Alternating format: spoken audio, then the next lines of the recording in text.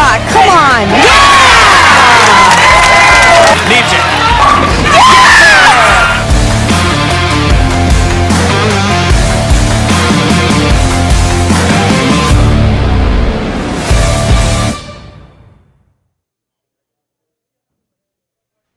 And hello again, everybody. Welcome inside the home of the 2023 Roth Holman Doubles Championship. I'm Dave Lamont. Tom Hess, who competed in this event with Anthony Pepe on my right, Craig Elliott on my left, executive producer Mike Flanagan in charge of the broadcast, and we will also be hearing from time to time laneside from Chuck Ritchie Jr. You hear John Weber announcing to the house here that our Stepladder finals of 4 teams after 2 days of volume pin knocking and then a full day of match play event with 30 bonus pins awarded.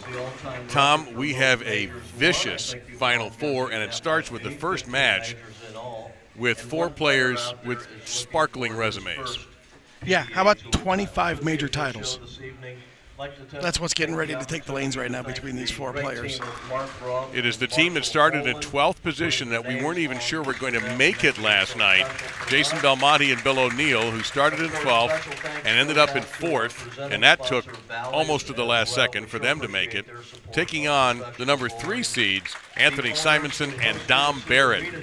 Now, Belmo and O'Neill have won this title before. Simonsen has won it with Connor Pickford. And Dom Barrett looking for his first doubles title. But that's going to be followed by the men in black right there. Sean Rash and Matt Ogle, past champions also. They bowled brilliantly.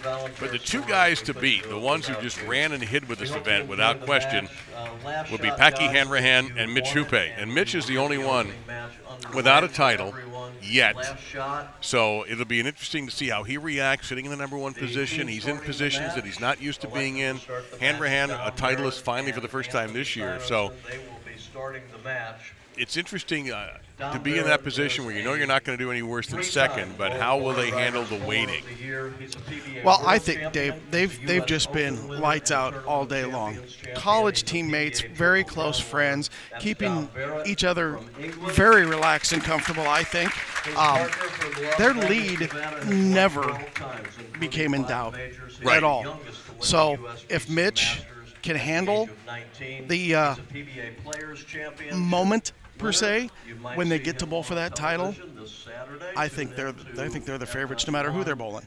Hanrahan on the left, Mitch on the right, and their striking was off the charts. They averaged 242.5 and finished number 1 by well over 200 pins. From Langhorne, Pennsylvania, this gentleman has won 13 times on the PBA Tour. He's a U.S. Open winner. He's a PBA Players Championship winner. He'll be on the show Saturday as well. 2020 PBA Playoffs winner Bill O'Neill.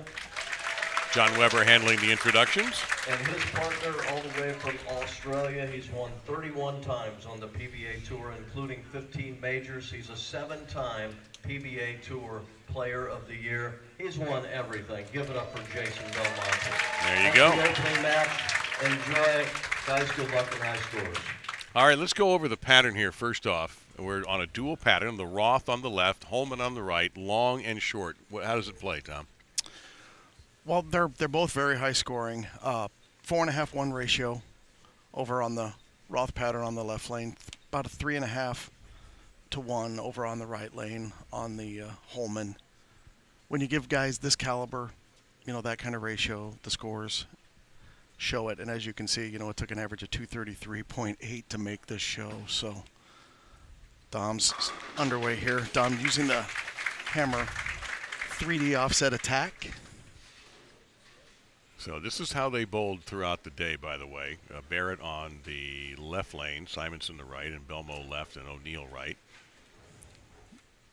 And should they decide to make a switch after the game, whoever wins, they can, but they cannot switch during a game. Yep.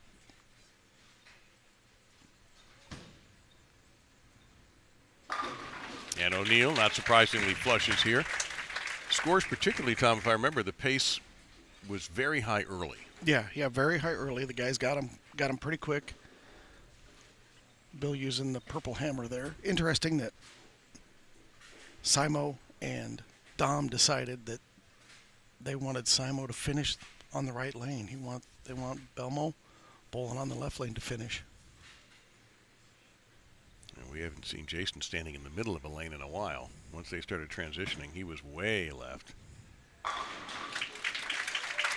Now, not surprising, this is such a star-studded affair with these four.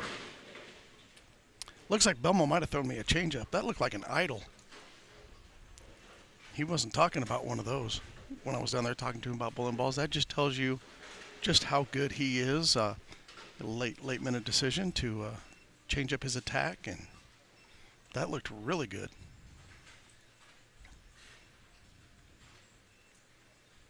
You also have in this match 2 players who were in the Players' Championship semifinals this weekend. Well, a huge break for Simonsen there to have just the 1 pin to shoot out, both Simonsen and Bill O'Neill. Yeah, I noticed a lot. I was watching Simo's practice, and he went high a lot during practice, and that one broke a little loose on him, and fortunate to leave just the 3. This is a Baker format, alternating frames.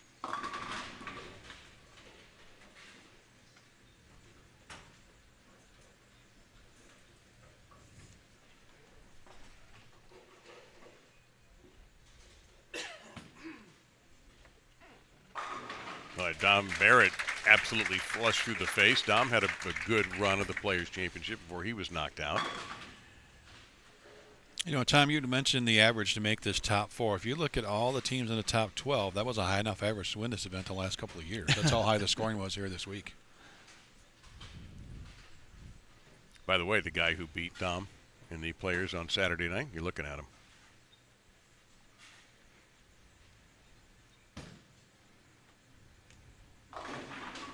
You know, it's interesting in learning more about Bill and his approach this year, Tom, what he's tried to do to keep up with the younger players, changing weights, I mean, everything he thinks he can get away with to stay up with these guys. Yeah, he tried throwing 14-pound equipment earlier on in the year, thought that maybe that would give him a few more revolutions, and decided about, I think it was a month, 6 weeks ago, that was a bad call, and now look what he's doing. Back-to-back shows and salvaging what was a subpar year for Bill.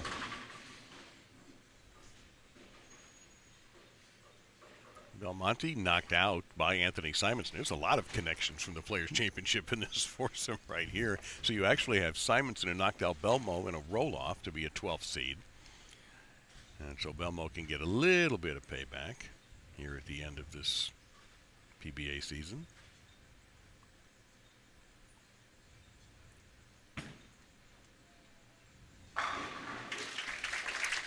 Alrighty then, a personal double for Belmo. That's the straightest we've seen Belmo playing the lanes today. He was definitely curving the lanes even more right from the get-go. We started to hear them bowl when they began to loft about the 5th game of the both sessions, both the morning session and the afternoon session.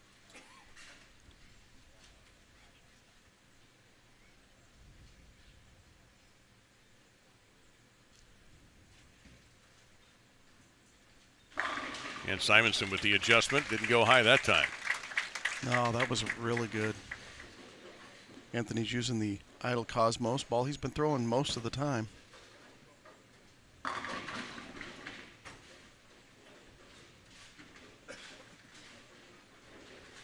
And Dom Barrett has looked perfect in his first 2 shots. Her match play record, 9-3, was the second best match play record of the day. They averaged 234.86.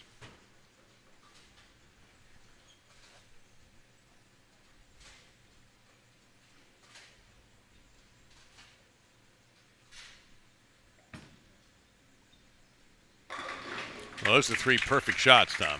Yeah, there's you can't throw it much better than that. Both guys look lined in on the left lane. Might be the match of who gets that right lane figured out first between O'Neill and Simonsen. That is the shorter of the patterns, named after the man who is sitting here, Marshall Holman, who will be joining us after this game for a 1-game visit. He'll be presenting the trophy on behalf of the late Mark Roth and himself to the winners. Still coming back after the 2-pin there with a really nice shot. Well, the way things went over the last couple of days, anything less than a strike felt like a real letdown. You know, there are other times that making your spares is just wonderful when you're grinding on against a tougher pattern, or in a major. But here, with the pattern opened up a bit, it has been, spares are disappointing. Yeah, when I was talking to the guys before, they thought the scores were going to stay just as high tonight for the show. So expect to see lots of strikes.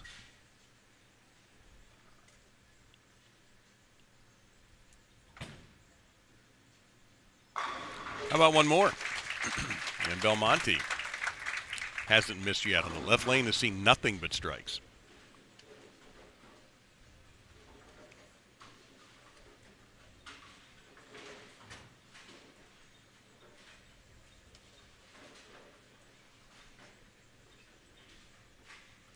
We'll get you caught up, by the way, on the other players in the top 12, and that's available also at PBA.com, but we'll certainly, in between games, have time to be able to go through all of that and get you caught up on your favorites.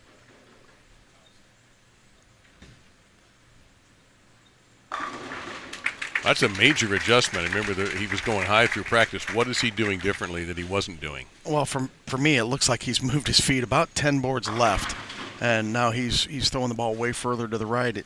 His first couple of shots and during practice, he was really trying to pipe it down the lane. Now he's just decided, I'm going to open up the lane and use the free hook that's out there. And we've talked many times about that young man's toolbox, and it's full of tricks, and he's using them all right now.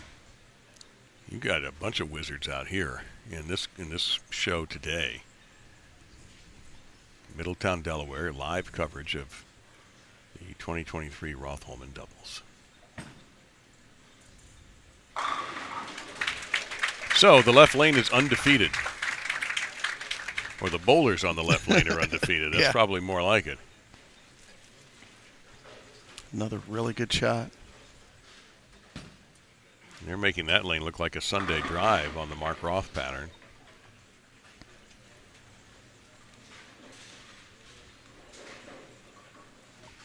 Standing by will be Sean Rash and Matt Ogle, champions from a few years ago.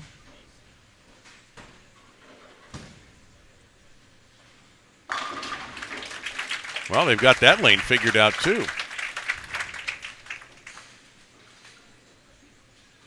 Yeah, when you get scores like this might come down to who leaves that wrap 10 or that stone 8. These guys are lined up. And even in what frame you leave it. Right now, they both only have 1-9 spare, but because one was in the second, one was in the third frame, it's a one-pin match. Yes, sir. Great point, Craig.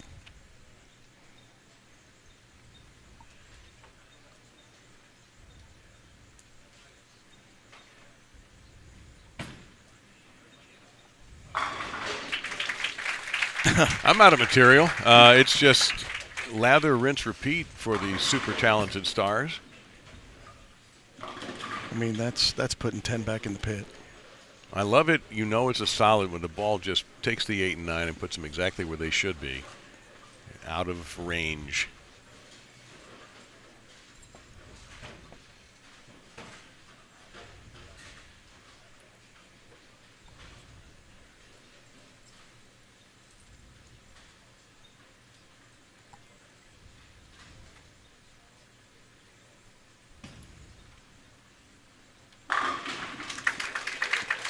See him pop up like he thought maybe that one was going to ring a 10. Gave it the old, oh, please. Yeah, a little tension there in the body, but it relaxes after all of that. It's interesting. I'm sure for some viewers, this is they love seeing these guys just crush the pocket. Others might want it a low-scoring, spare shooting, make the first mistake a fair. Everybody has their own way of enjoying it, but strikes are fun. That they are, Dave. And the ease in which they are attacking. You'll be reminded of that when you get out to the 50. Strikes are fun. Yes, they are.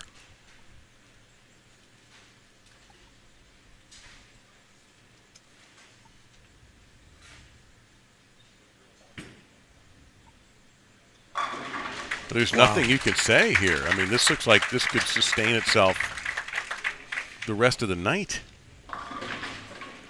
Yeah, watching these guys bowl right now is I wish we were on Fox and we could see the strike tracks, because these guys, other than Simo making what I think is a big move left from his first shot on that lane, these guys are just right on top of each other, shot after shot after shot. I think they might be bowling these scores even if the lanes weren't quite so easy. Bill, he stood up on that one and he got a break. Yeah. Why would Bill not be happy with that off his hand, do you think? Probably the way it went through the pins, to me, looked like he kind of missed it at the bottom maybe a little bit, because it doesn't really drive. He, normally the 5 pin's going to run the 8 over, but if you watch here, the 5 pin actually kicks the 7 out. And the 5's, on a high flush strike, the 5 gets the 8. Well, maybe we'll see one of those right here. Odds are pretty good.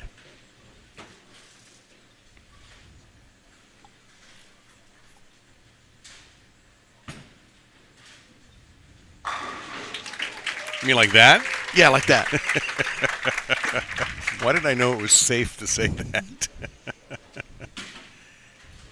And how many times do we see it when you as the player or your teammate gets a break, you get up and capitalize and throw a strike right on top of it? Because that was a big break for O'Neill.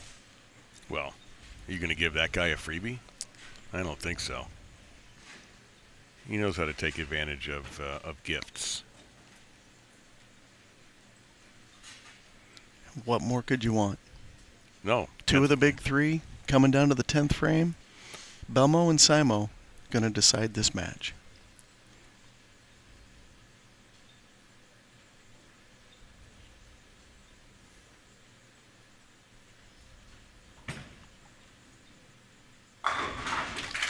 They haven't missed since the 3rd frame when Bill O'Neill shot a single pin. And Belmo hasn't missed at all. And, Tom, not only has he not missed, everything has been flush from him right now. Yeah, they've all been just dead high flush, all 10 back. No scouts, no bucket crumbler type deals. They're just high flush strikes. No messengers, none needed.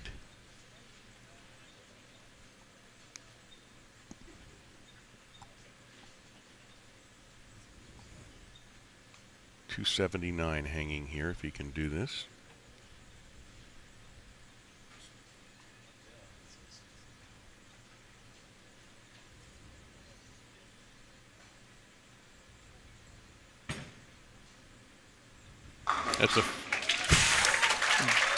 That was the first one that he threw that wasn't just absolutely run him over 10 back. I was going to say that when I saw it, but then he struck. Like, well, it's better if you say that, because It was just a little bit right is all. That was the only difference. We have 2 more matches after this, So either, why don't you have dinner a little later if you're on the East Coast, if you're an early dinner eater. Those of you in Honolulu, though, this is perfect with your lunch.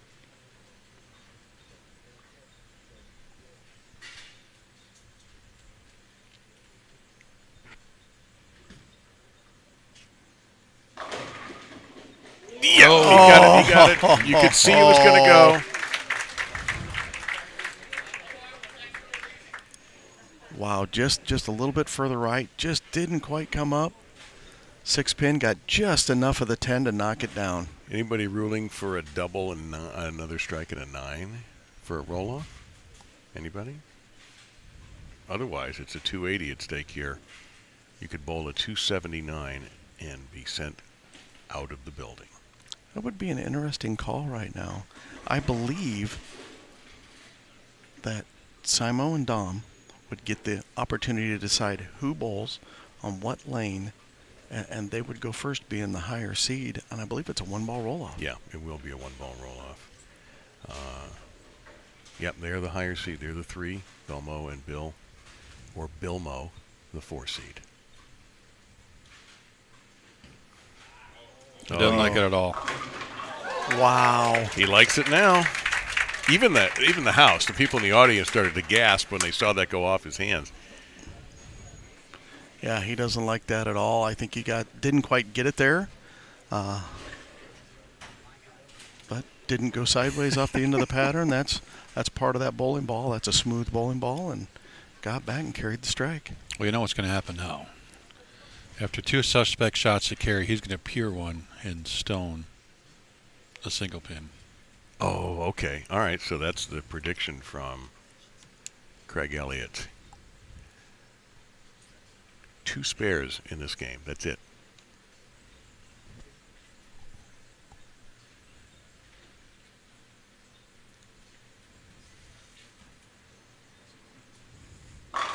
Look at that. What a great shot.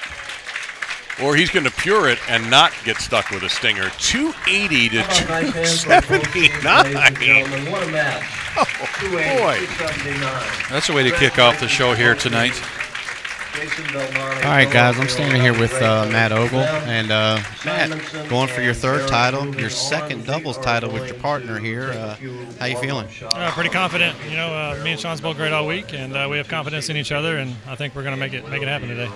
All right, there you go, guys.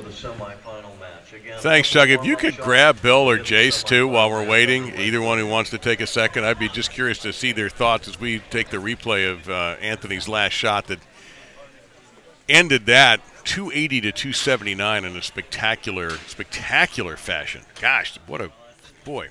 That was an absolute no-doubter. The first 2, not so much, but that one for all the marbles, that one was really good.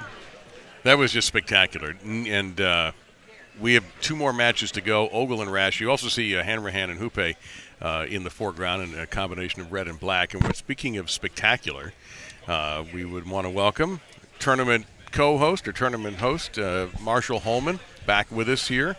Marshall, of course, along with Mark Roth, really the first great doubles team in the history of the PBA. That was nearly as good as you and Mark. Right oh my there. Gosh, that was, I mean, I realize this isn't the most demanding condition in the world, but that was super impressive. I was sitting down there watching that, and my gosh, there wasn't 1 shot missed on the left-hand lane, no, and there were only 2 missed on the right. Yep. Hey, Dave, I got Jason Belmonte over here. Go for it, What Chuck. did you want to know about him? I just want to know what they thought about shooting 279 and not winning. All right, Dave Lamont wants to know, you guys shot 279 and come up 1 pin short. What? You couldn't throw it any better. Well, we could have. Well, We yeah. left one.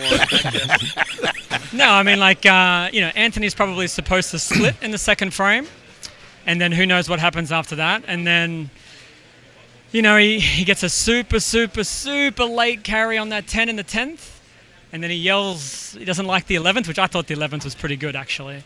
But the 12th 23 was pretty good, and I said to Bill, after I got all 3 in the 10th, I'm like, listen, we shot 279.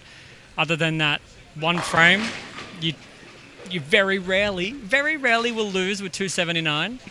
But Dominic bowled fantastic on that left lane too. I actually thought he was going to go high at some point because I was chopping that lane up pretty good, and I was just waiting for that 1 ball to 4-pin for him. But to his credit, he kept chasing it left, and he never really saw that same transition. And yeah, I'm pretty proud of us. We did a good job. We did everything we could, and they got the pins to fall over for them just at the right time. 1 frame earlier, and that's all it took. Well, you guys also got to look at it this way. You guys started today in 12th, and you guys just made an unbelievable run to get to the show. Yeah, I mean, I don't really know. That's not how my mental outlook on the day isn't. Oh, well, you came in 4th, you started in 12th. That's good. My job is to win, and I'm sure Bill and I will both we'll smile about it later. But right now, 279. I mean, we probably win that game 999 times out of 1,000. So yeah, I actually think whoever won our match is probably going to win this tournament. That's my guess. So yeah, we just knew we had to get through that first one. Right. All right, guys, back to you. Jason, thank you so very much. Chuck, please thank him for me if I don't get a chance to do it personally. Great to hear from Belmo. Yeah, Marshall, 279 is a hell of a game. I would assuming that you won just about all of your 279s. Oh yeah, absolutely. You know, I was down there watching that game, and I was like a fan. I'm watching, and like I said, the lanes are scoreable, but what those two teams did was extraordinary, and it was a lot of fun to watch. Yeah, Marshall, I said it during the telecast that if the lane pattern was even harder, I think that might have been what the score was. That's how good those guys bowled. Yeah, they're just extraordinary. There was one shot that was a little bit light on the right lane, and one shot that was a little bit heavy. That I think both those were Simonsens, right? Well, one was Bill. One was Bill. Bill Okay. came in light on left the 2-pin, and Simonsen came in heavy and was very fortunate that he didn't leave a big wide open split. Yeah, the 4 fell late. He almost had the 3-4, Right. and the 4 fell late for him to just leave the 3-pin there. And we could have had a tie. You were really enjoying Belmont's interview and the things he had to say. Actually, what I was enjoying, it's very rarely that this is made, but when we were looking at Bill, 2-8-10.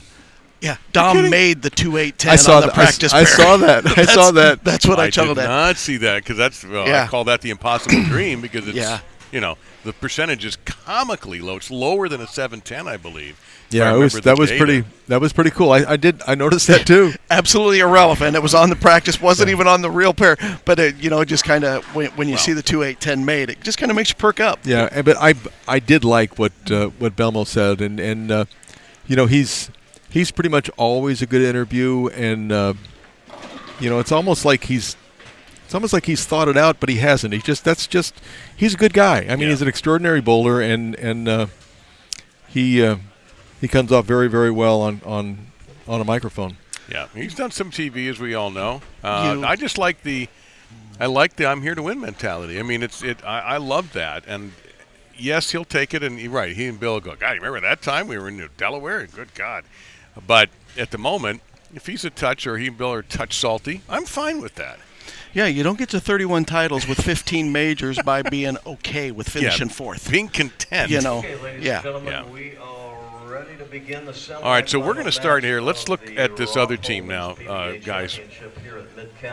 Ogle and Rash. Sean's not had the greatest of years. Talked to him a little bit. He said, look, this is my last event of the year. I'm going all out. I'm putting everything out there. And he put everything out there to the tune of being in second place at this point with a partner that he knows very well. What have you seen from Sean that has showed that he's back in the form that we kind of know from him in the past? Well, both of these guys have actually bowled very well. I don't think either one really outshined. Matt might have struck just a little bit more the first day, but on the second day, I think they were both very solid. Matt, what a year! He's currently fourth in points on this tour, having a heck of a year. And most years you would say that Sean's the heavy hitter on this team. I got to say this year, it's Matt. There's no doubt, and I really feel that Sean's going to have to step up. He's on that lane 7 that no one missed on, and he needs to bowl a quality game. Needs to trust his game, be aggressive with the shots.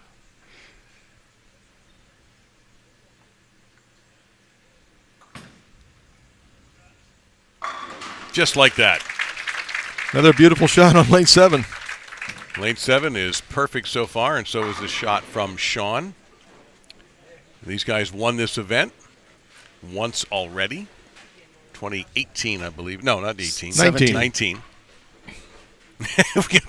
I've got the wrong note.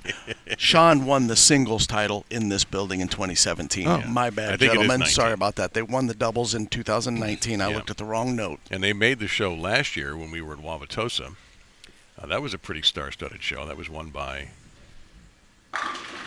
E.J. Tackett and Marshall Kent, who finished out of the cut line this time. Yeah, and interestingly, Matt and Sean have decided to have Matt finish the match on the right lane. They're going to let Simo and Dom have Dom finish the match on the left lane, and Dom has not missed on the left lane yet. Maybe they're going by the theory one of these days he will. Could maybe I don't know. He was perfect.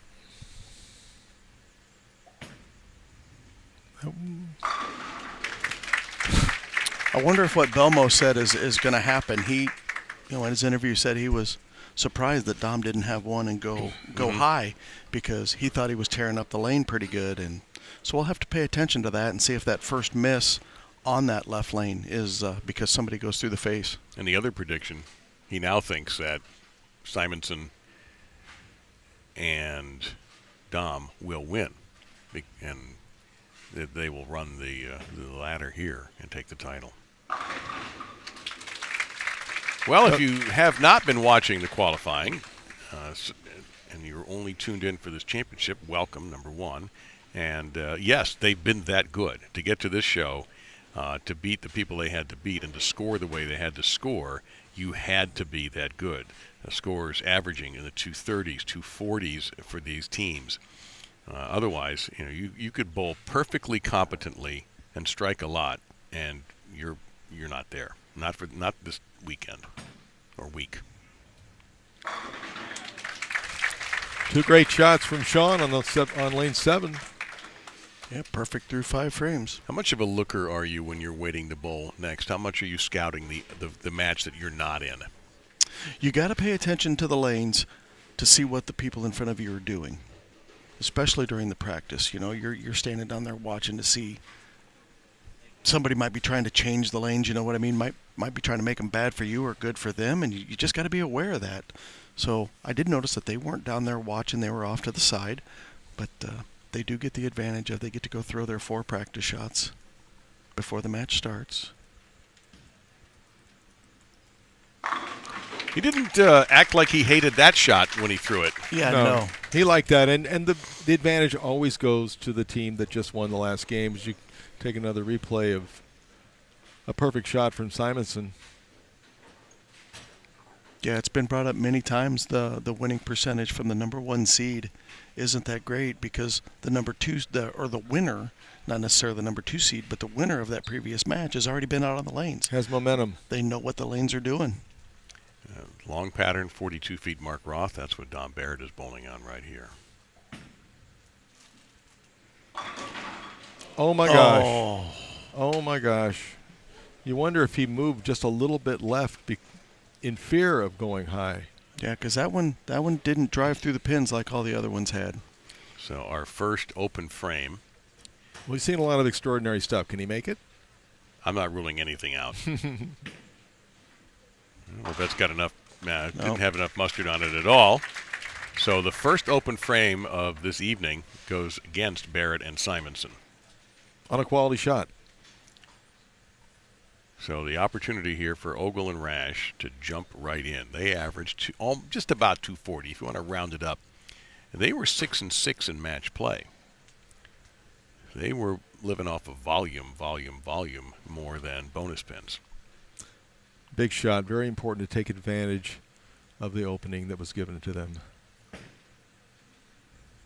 I see a 10, and that's all I see. A little kiss on it, but not enough to knock it down. Pretty much the same hit. Matt was fortunate enough to get the 7 pin out.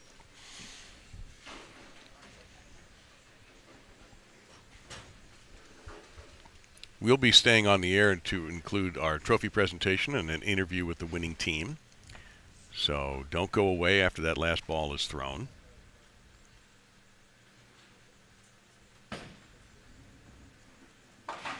The other thing that's interesting here, Matt Ogle looking for a 3rd title. It'll be his 2nd with Sean Rash. He has the Shark Championship this year, so this would be a pretty sweet year for Matt if he could pick up a 2nd title. Sean, yeah, he's got a few. 17 to be exact.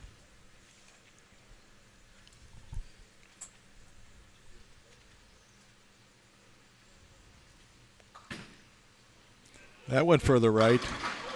Whoa, came back and chopped out that 10 pin. Kick saving a beauty on the 10. Let's take a look at that again.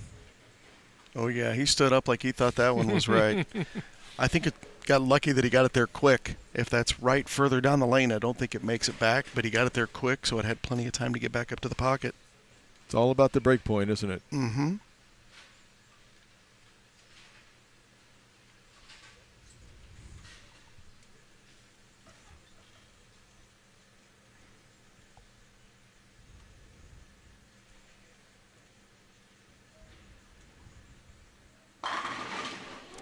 Oh, no. my. And, you know, I'll give credit to someone in the chat who said that a stone 8 or stone 9 was coming. I don't know why they felt that way, but they were right. Well, the ball's finishing so strong. These players have so much power that it's easy for the ball to just go right past it. Yeah, no deflection at all there. All right, so he'll take care of the routine spare. Now let's see how Dom, listen, he's done this a few times in his life, so I don't think it's going to terribly weigh him down mentally that he had a bad break. I think maybe he stays in the same place and throws it just a little slower, give it a chance to turn up, or... Yeah, this shot for me depends on how Dom feels about the last shot. If he missed it a little bit at the bottom, he's probably not going to move. If he thought that was pretty good, he's probably going to try to get a little quicker to get it to pick up. And oh my, yes. Just about back-to-back solid 9s for that team. Crazy. Solid 9s are never good, but you know, the one good thing is it was on an open, so they didn't lose any count or anything at all. You know what I mean? If that's in between 2 strikes, that's 21 pins they lose right there. Ends up being 11 because Dom threw the strike, so not complete disaster. No. So right now the only perfect player here is Sean Rash. Chance to pick up another 10 pins on the lead. Yep. And the man with the landscaping business also mowing down pins. Clever. Yeah, every once in a while. Get lucky. Sean doing a little Norm Duke-like surgery. He didn't get a tool out and dig into one of the finger holes, though. That's the Norm Duke specialty in the middle of a championship match. Nope, this is Sean's normal pre-shot routine. Yeah. He gets his hand ready. That time he did set the ball down and start it over again. Something must have bugged him.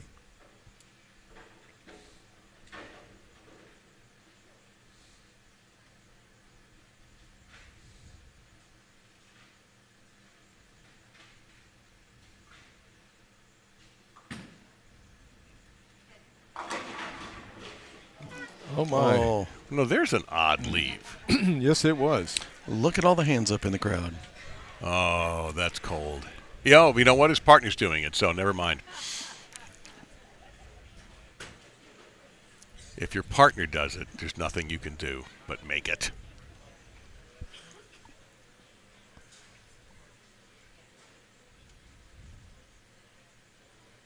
You see on the left-hand side of your screen there. All right, he got it.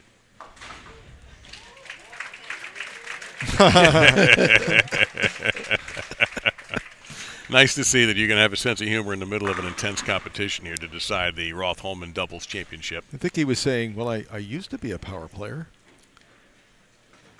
He still revs it up pretty good. That was a very unusual 5-pin leave. Well, we had maybe the most unusual 5-pin of the year. E.J. Tackett left a 5-pin a couple of days ago in qualifying, and we did temporarily stop breathing. We confirmed it was a 5-pin, and then he went on and made it.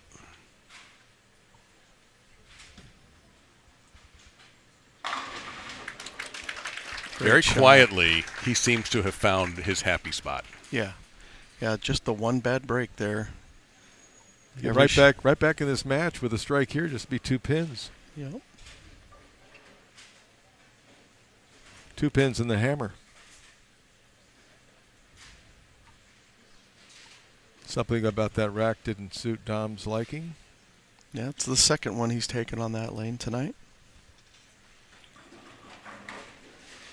Do not forget, standing by, the #1 seeds, the runaway top team in qualifying and match play, Patrick Hanrahan and Mitch Hupé. Wichita State Shakas.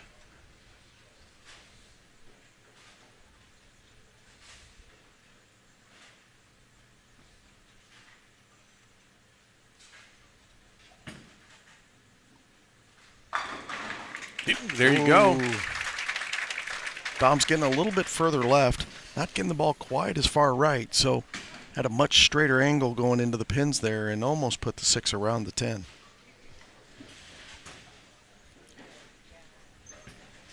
.256 possible for Barrett and Simo. Is it 258 possible for Rash? Yes. Yep. So here we And go. Ogle, yeah. Possibly coming down to shots in the 10th. I would not be surprised.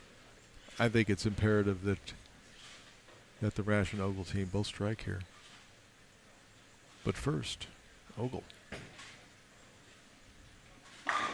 No trouble at all. That's how he's been throwing it.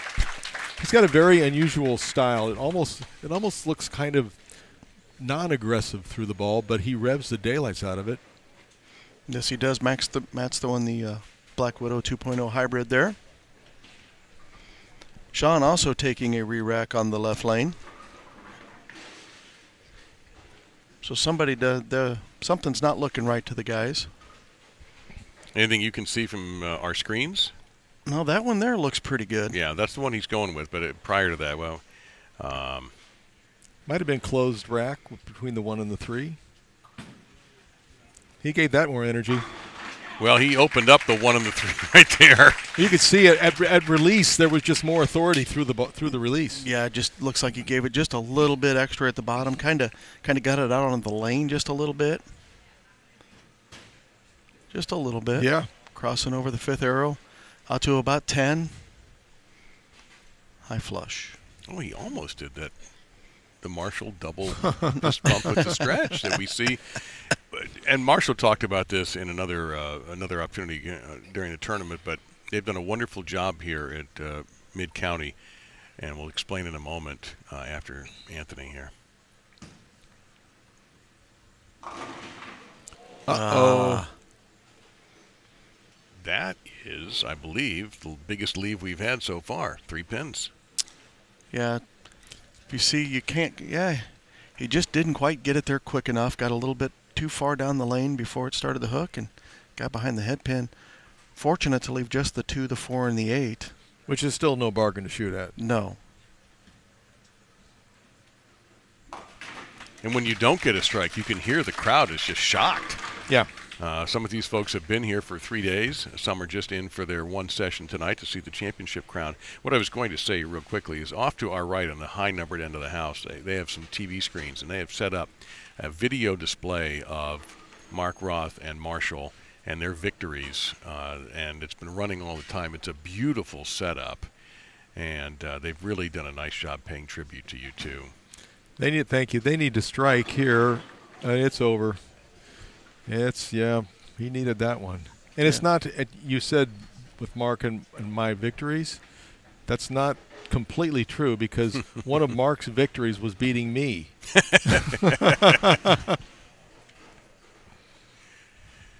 And again, the stun, Don Barrett had owned that left lane, but it's not always going to last. So Jason Belmonte missing a prediction there.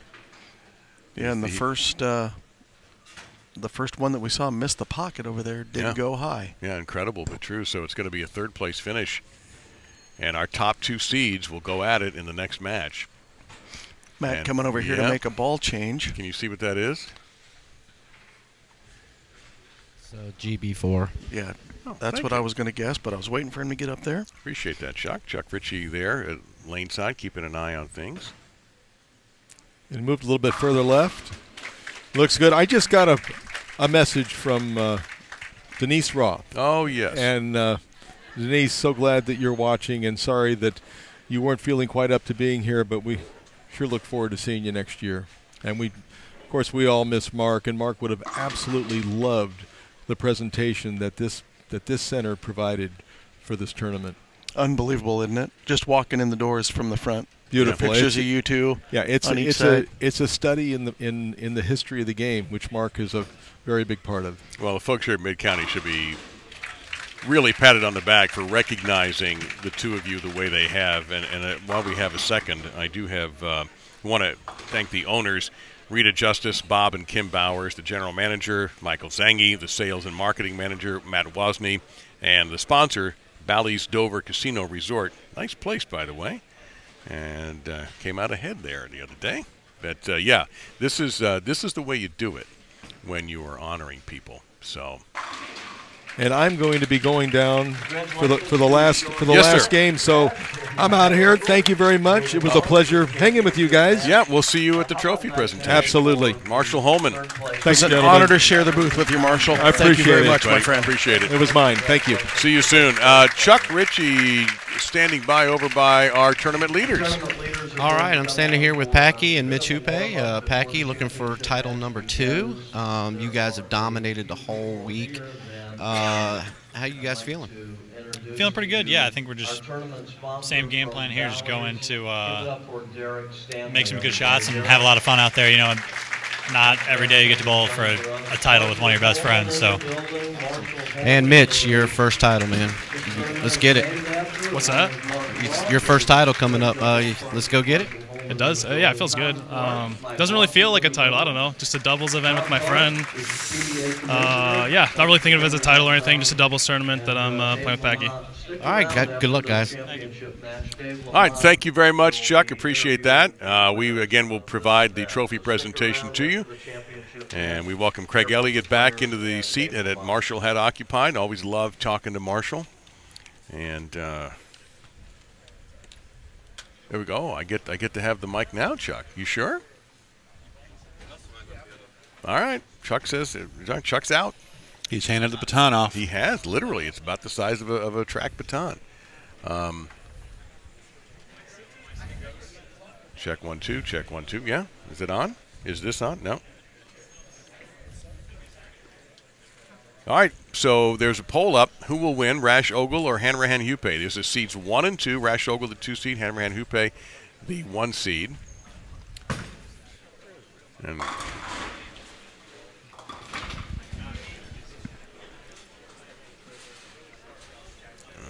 hello. Hello, is it me you're looking for? All right, okay, got Dave. it. Dave, here's how it works. There's a red button on that mic right there. If you press the button on the bottom, it will go from red to green, and then it's on. 1 2 3. Okay, thanks. And then you press it again, And it's on. you hold it down to go completely off, so you don't drain the battery during the last match. Thank you very much. Something we should have gone over probably before the broadcast. Oh, we had an opportunity to cover it right now. You know what? So. Behind the scenes, people love behind the scenes stuff, Mike.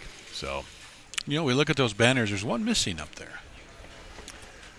yours? Packy Hanrahan has not yet Yep. gotten his banner. 7 of the 8 players in this field have won PBA Tour titles. Mitch Hupé, the lone non-winner, and he has a chance right now to do that with his good buddy. How long does it take to get those prepped and hung? And that, to me, is all. By the way, one of the things I've always loved about the PBA was turning on the TV and seeing those banners and recognizing what they were for, and then knowing their stories behind the colors and all of that. Guys, here's an opportunity to look at some other finishers here this week. You're absolutely correct, sir. What stands out to me, the 5th and 6th place finishers both knocked down more pins than Jason Belmonte and Bill O'Neill. Yep, and they both had opportunities going into the last game, the position round, to do something about it, and they could not. Buttriff had gone on one of his runs, and he and Matt Zweig got hot, but then Zweig had a big opportunity in an 8th frame and left 5, 3, 4, 6, 7, 10, couldn't convert it. So they were knocked out. Sean Lavery Spar and Santu just kind of faded in their last game. No one great dramatic moment that did them in, but a great event for all of them. And we saw also, we looked down just a little bit, down to 10th, young Cortez Schenk, the presumptive PBA Rookie of the Year, had a terrific tournament with his partner, Michael Fitzgerald. And the other thing that I know made a lot of bowling fans happy, guys, is Brad Miller making a cashing appearance, which had not been the case this year. And with his partner Kyle Sherman, although today wasn't their best day, and Brad had an individual 300 also during the week, so there was a lot of joy around that. Yeah, and a couple of great performances by Michael Davidson and Matt Kuba and young Nate Stubler. Nate was one that we talked about possibly battling for Rookie of the Year this year. Nate and his partner Benji Martinez made a very nice run to make the top 12 here and finished in 8th. Matt and Michael in 7th. Okay, ladies and gentlemen, we are ready to start the championship. And also to your point, Tom, if you look at Butcherfin's week, they actually knocked down enough pins to finish in 3rd, but their win-loss record and match play come up just a few pins short. Yeah. And just one more thing to add, as John was just talking about money. Oh yeah, that's something else. John is just telling the fans here in Delaware that Patrick Hanrahan had an opportunity in the last game. Patty could have broken Mike Albee's 12-game record for scoring and missed tying it by 1 pin. Looking for PBA Tour title #1, Sean Rash and Matt Ogle. And that score for 12 games was 3,082, an average of 256.83. That sounds pretty good. That's okay. Now can it carry over? And the #1 seeds they will take the ball. They are not going to defer to the second half.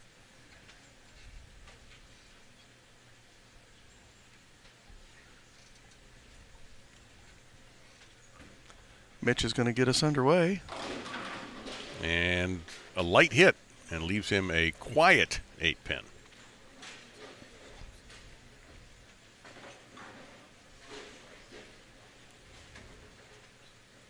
I believe that was a GB4 that Mitch threw there.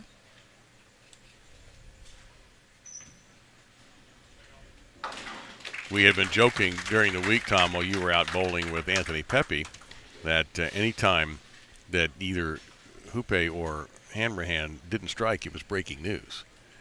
You know, breaking news, Craig would go, hey, we have a shocking revelation. A 9-pin was left by Hanrahan, or a 9 count. They've been that good and that dominant. But, as you guys pointed out in earlier editions of our shows, they got to win again. They won the tournament. Now they got to win the tournament. Yep. Now they got to win the exhibition. That's the way bowling's been for a long time. To talk about how good both of those young men were bowling, Packy was the leader individually, and Mitch was 9th. Yep. To show just how dominant they were. You happy with Ogle's look right now? That one definitely came off the spot a little bit harder and went through the pins. I like the fact that the ball's going more left than the Black Widow he was throwing, but we'll see if he doesn't set one short and have it break off. I just saw 10 pins get broken off right there by Sean Rash. He seems to be in very solid form right now. Yeah, this nothing new for Sean. No, and he, you know, out of these 4, he's the most experienced in these situations. Yeah, 19 titles. Yeah, by a mile. So, you know, this isn't anything remotely new to Sean.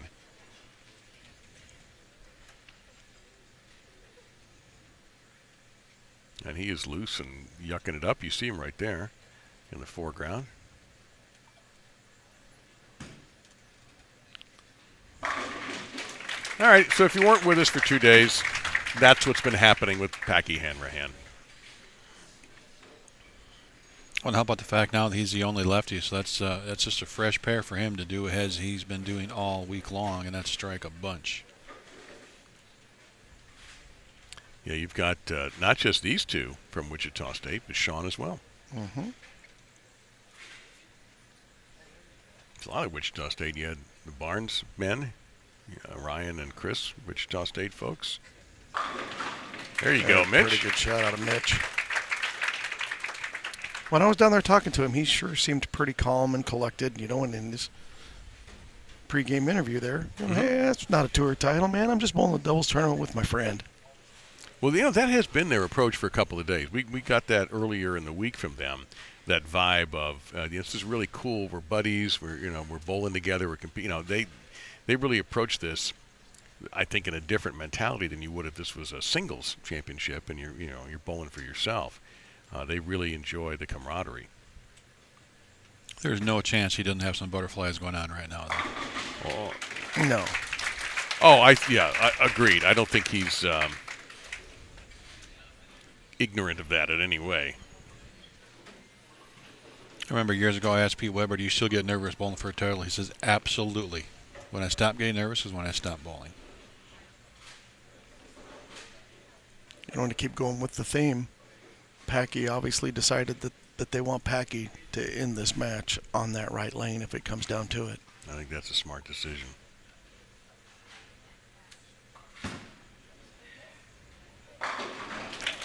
They decided to go ahead and let the 19-time titleist finish first on that left lane, and we'll see if Packy has the opportunity.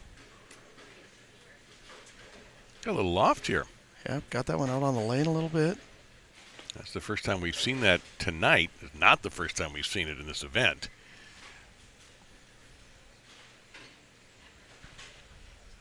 So see, something in the rack Packy didn't like there, taking a re-rack.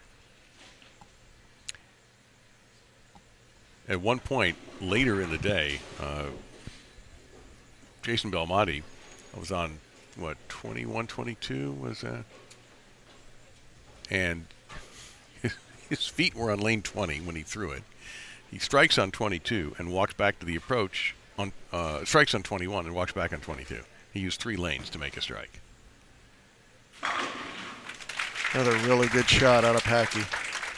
Tom, how much of that was just the rack being off, or just trying to control the pace and just slow things down and let himself and his teammate just take a breath here? That's a great question, Craig. I think this early in the match, I really think it was something that he didn't like with the rack. Guys, I just have to say the thing that's so crazy for me tonight is the fact that Packy Hanrahan has already won a title and is coaching Mitch, and up until a few weeks ago, everybody was coaching Packy how to get his first title. It's a great point, Mike. Yeah, Mike Flanagan with that observation.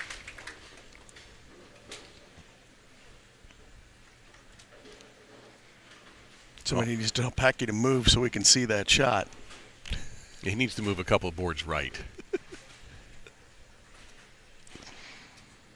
I think Packy's jealous, doesn't want Mitch to get as much TV time, so he's standing in the way so we can't see him.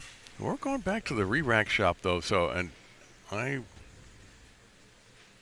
just wonder if the guys are obviously they're not satisfied with what they're getting here at the moment. I don't think we're into the mental part of trying to ice somebody yet. Oh, Simon re-racked that lane as well. Now yeah, so there might be a mechanical issue.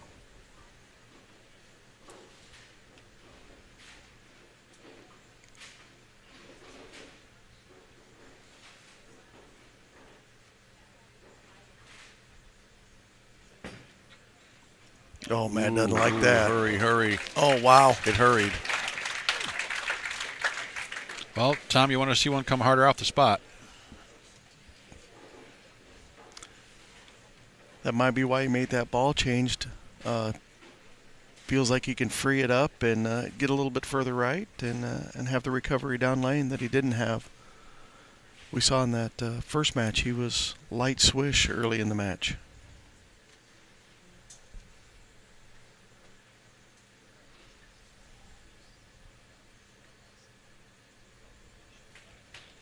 All right, Sean will back up, start over.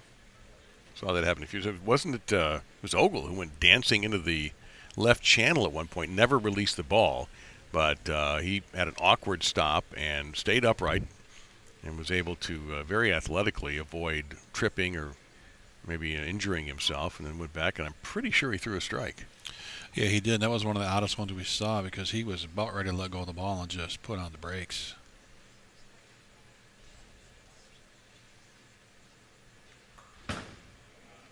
Oh, no.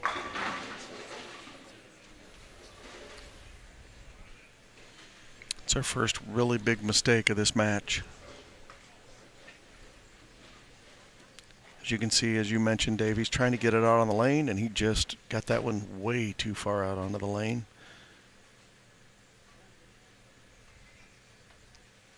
That was a good 3 or 4 right at what he was trying to hit. So not a lot of joy in attempting this. 1-2-7.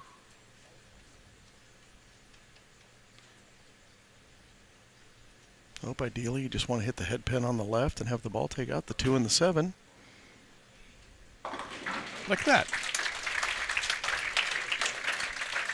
little bit of a fortunate break there. Just to take a moment here, earlier we saw a 280 to 279 win. Dom Barrett and Anthony Simonsen eliminated past champions Bill O'Neill and Jason Belmonte. If you can imagine, and Anthony Simonsen had to strike out to do it. Then they were defeated. Then, fortunately, the next game was a 201, and they were defeated by Rash and Ogle. And now here we stand for the title for the 2023 PBA Roth Holman doubles here at Mid-County Lanes and Entertainment Center in Middletown, Delaware.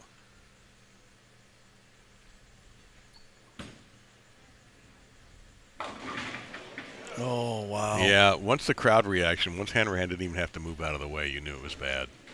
Yeah, you can kind of see it right off his hand. That's just right. So back-to-back tough shots, but a much tougher result, obviously, for Packy. And a little adversity striking the top seeds. Yeah, you got to make sure you get 2 here, though. You got to keep that count close.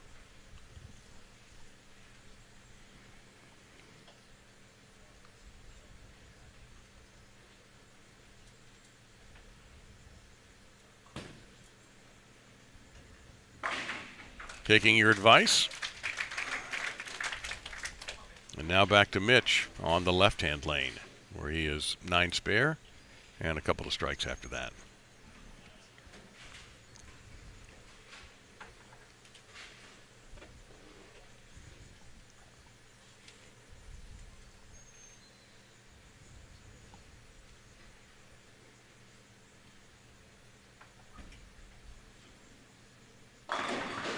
Messenger failed him.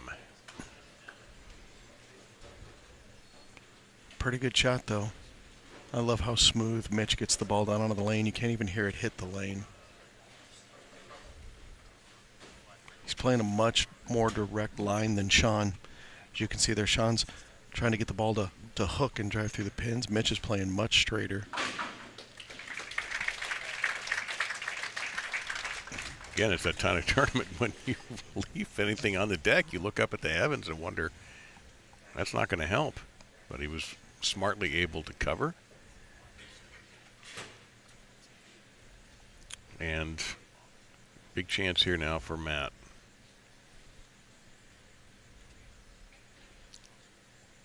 He's 2 for 2 in this game on this lane.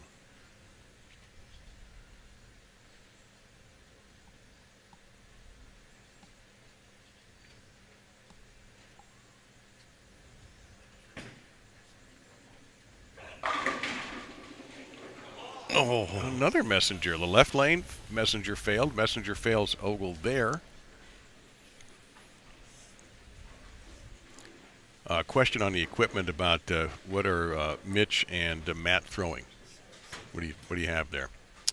I got Matt throwing a GB4, and that's what I believe Mitch is throwing. It's either that or a Black Widow 2.0 hybrid. It's kind of hard to tell from all the way back here. Right. But you do have their arsenals handy, so he's well, written down. Mitch told me it was probably going to be the brutal collision, and it's definitely not a brutal collision. No. Well, didn't Belmo pull a switcheroo on you right before you talked? Yep. I saw you go over there, and 10 minutes later he pulls out something completely different. Yeah, best laid plans. The guys went in with an idea of what they were going to do, and the lanes didn't call for that. That shot looked much more under control, but yields another awkward result. Yeah, see, now this one he doesn't get to the right quick enough. As you can see down lane, he doesn't get it to the friction on that 42-foot oil pattern. So doesn't hook quite enough, leaving, fortunate to get the 10 out, leaving just the 248. So how much has this lane changed, the left lane, the Roth pattern? It's changed a lot. The guys are way further left than they were to start the match. Oh, he missed it. We got a ball game now, gents. 242 max for Rash Ogle. 245 max for Hanrahan Hupé.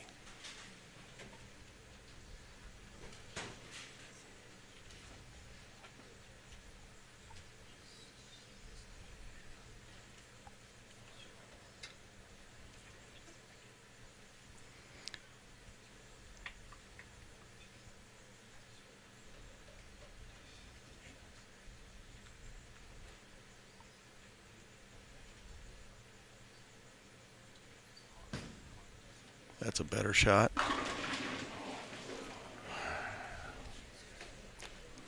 Just gets harder and harder and harder the closer you get to the end. Yeah, it's so funny because we saw the first match just breezing through strikes. Took about 3 minutes to go through that first match. They were striking so much, and everything's slowing down as you see that finish line.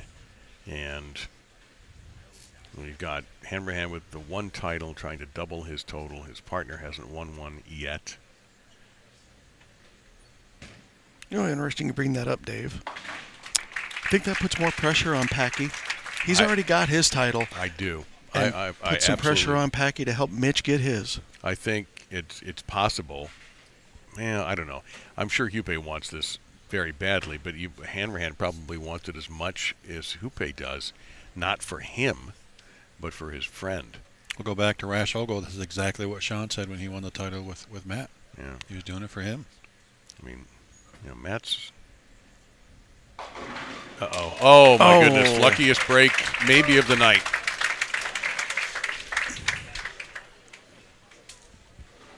Maybe of the night. Well, if you're Sean Rash, you know, you've got your titles. You want to spread the love a little bit.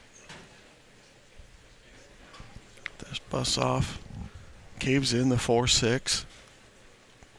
That could be huge. Sean's got to finish this match. He's a little lost on the left lane. And Packy will finish on the right.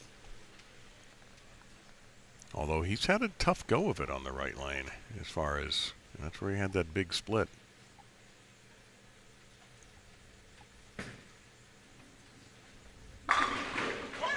Oh my.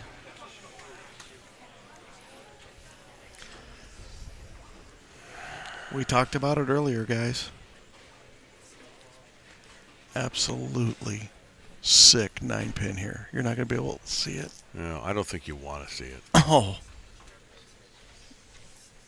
Yeah. You couldn't see it, folks, but we could from here, and that was high flush. Can't throw it any better than that. Yep. Nice job not to let that bother him and just to go ahead and clean up after himself. That was just, oof. Puts our max score at 232. Packy and Mitch cannot be shut out now in the 10th frame. And why Sean has got to find the roadway here. That's better.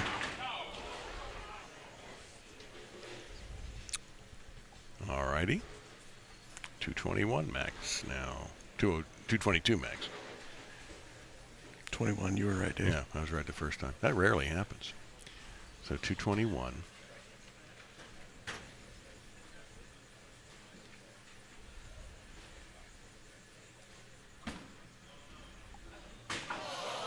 Oh, you heard him say, oh no, yeah. Let it release. Oh, I remember that happening to him in Jonesboro, I think it was. You know what we've heard from Sean is when you have to get left and kind of go straight out like that, that's when that back just tightens up a little bit. And maybe that's what happened right there.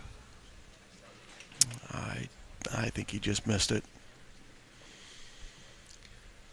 Well, absolutely. We're just, everybody in this room is speechless. What needs to be done here, Craig? Mark and 7. All right, thank you very much.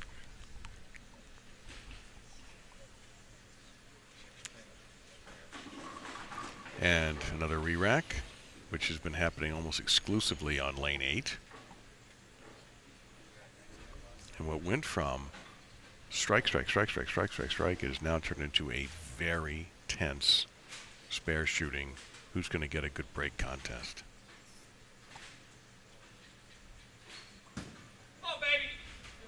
How about that?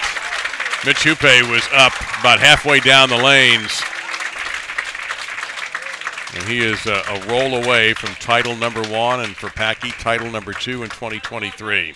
Yeah, don't hurt him, Mitch. You still got to finish the frame. Yeah, let's save the chest bumping for afterwards. Chest bump during the ceremony if you want. Marcia will join you.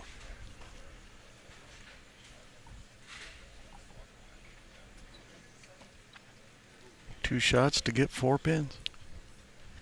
Well, you look at the last 5 frames for Rash and Ogle, not a strike in the bunch, and 2 open frames, including a single pin. That's enough, ladies and gentlemen. Your champions are Mitch Hupé, his first PBA Tour title, and Packy Hanrahan, his second title of the year, giving him 2 in his career, which seems to be going in the right direction, as well as Hupé. And for Rash and Ogle, a heartbreak coming down to that 10th frame and not able to cover a makeable spare.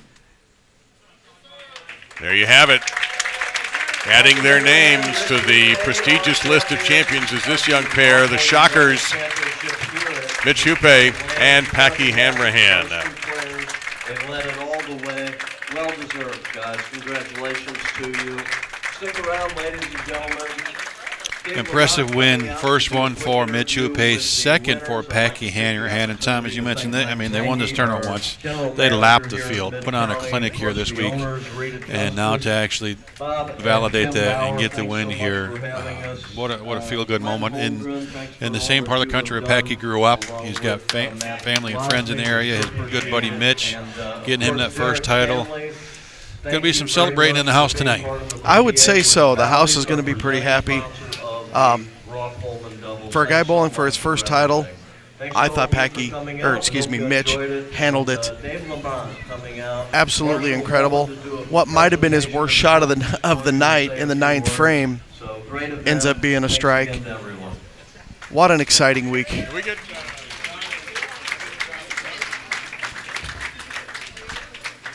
All right, John Weber will have to give me up our microphone if somebody can get John's attention. Yeah, well done, guys. That's fantastic. Great. Appreciate it. You want us both on the same side? Whatever you want, Marshall. You want to stand? Why don't you stand on one side?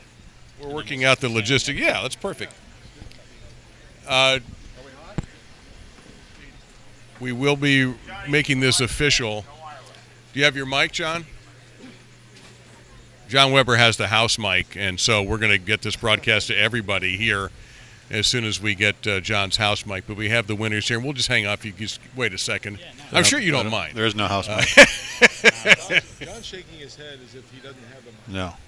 There is no mic. That's a different mic. There is. Oh. Okay. You're just going to have to talk loud. We'll talk loud. All right. Thank you very much. Now we understand. Yeah, let's step up here. That's fine. Apologies, we don't have a house mic. I'm the loudmouth in the group. Well, wait a minute. Maybe one of the 2 loudmouths in the group. That's right. Well, first off, Marshall, let's go ahead and give these young men what they deserve. All right, for Packy and for Mitch, congratulations. Mark Roth is congratulating you right now too. This is to honor Mark Roth, and that's why I come to this tournament. So happy to be here. What a wonderful, wonderful center. The history here is just unbelievable. I thank the ownership and the management, and congratulate the Roth Holman doubles champions. Thank you so much. I appreciate it, Mark. Thank you. Thank you. And we can't forget about the other competitors here. Everybody in the Stepladder final deserves a round of applause, but Sean and Matt bowl their hearts out, and they deserve a lot of recognition for this as well. All right, you've won titles before. Come here. All right. We noticed that when he threw that last strike, the strike that really won it for you, you were up before the shot was going through. You knew. Yeah. Nothing really changed from game 1. I was watching every shot, standing behind all his shots, being the first face he saw when he came back, and yeah, I just didn't treat it any differently. You talked with our guys beforehand, and you said to you it almost didn't feel like a big tournament, even though it is, because this is your buddy. You guys have known each other for so long. Does it still feel that way? That's a little different right now, talking to you and holding the trophy, but not really, no. I'm used to bowling doubles and him striking like you saw him strike this week. It's just another day. Packy, what was really odd about this match is we've been a long time seeing strike, strike, strike all day, and even in the first match was insane, and it started to get tougher. What changed out there? For me, not a whole lot, but you saw the righties just got a little bit of carry down on that left lane, kind of like Mitch had been struggling with all week, and I was super proud of him to be able to throw those shots when he needed to, especially when they got tougher with a ball that he hadn't really been having a massive amount of success with this week. For him to make that ball change going into the game and just trusting it and giving it 5 really, really good shots. So, what does this mean to you for him to get his first win? It means the world just to be able to, like he said, we bowled probably doubles tournament number 50 or 60 that we bowled together. And to be able to do it on the biggest stage against the best players in the world and know that both of us can say that this week we were the best.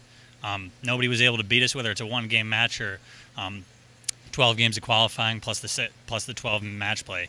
It's just really, really special to be able to not only to win on the PBA Tour, but to be able to win with my best friend. It's just on another level. Yeah, let's listen. You have earned it. You guys were the runaway winners from the very beginning. Please give a round of applause to your new champions, Mitch Hupé, Packy Hanrahan, and of course the great Marshall Holman as well.